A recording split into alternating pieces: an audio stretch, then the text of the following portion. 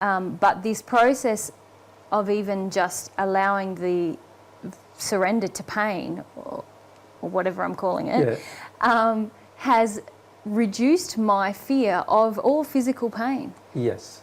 And I suppose that Linda's question was, how do I deal with fear while trying to process physical pain? Yes. So can you see that what's happened is that you've reduced your fear of physical pain, but your fear of emotional pain still remains, still quite high. And while our fear of emotional pain is present, it will prevent us from actually going through the process of not creating pain. Yes. So in other words, we will always create pain while we fear the emotional pain. We'll create physical pain when we fear the emotional pain. So the secret now is to go through this process of working through your fear of emotional pain, which you know you've been doing for many months now. And it's the fear of emotional pain which is the main causer of the physical pain. Yeah. And we need to understand these relationships if we're ever going to stop them from occurring. Now, once we understand that it's our fear of emotional pain that's actually creating our physical pain, it tends to suggest that our emotional pain is far greater in our mind and far more terrifying in our soul to feel than the physical pain is, even because we're prepared to feel the physical pain rather than feel the emotional pain. Yeah.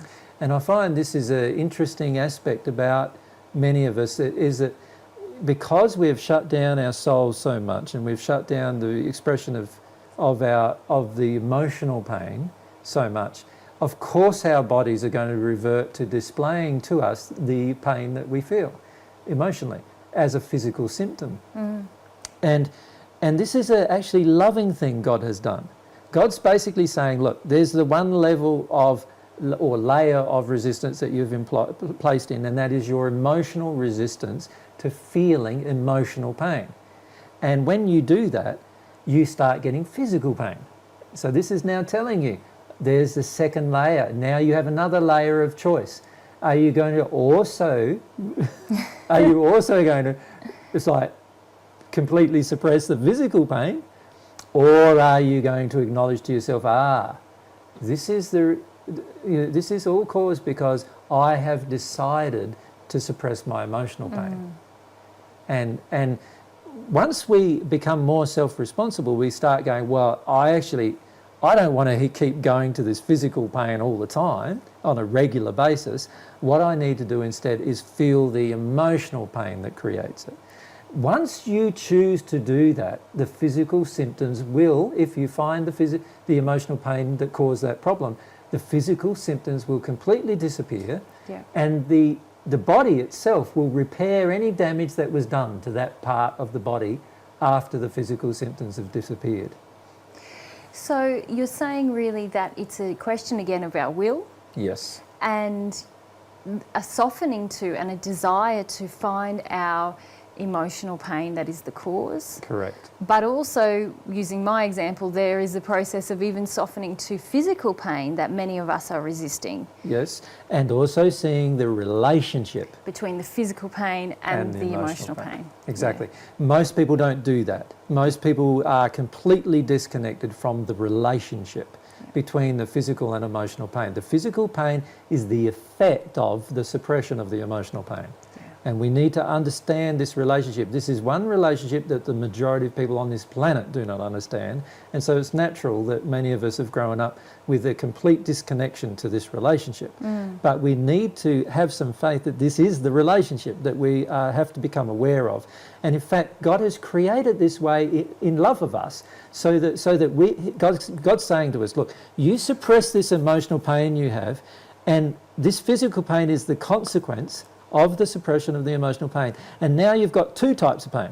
Yeah. And what I'm basically showing you is that if you suppress emotional pain, you not only have emotional pain, but you now also have the additional physical pain as a result. And he's trying to show you that suppression is not the way to go, right? So we talked in how the human soul functions about suppression. Yeah. And a person needs to learn about suppression.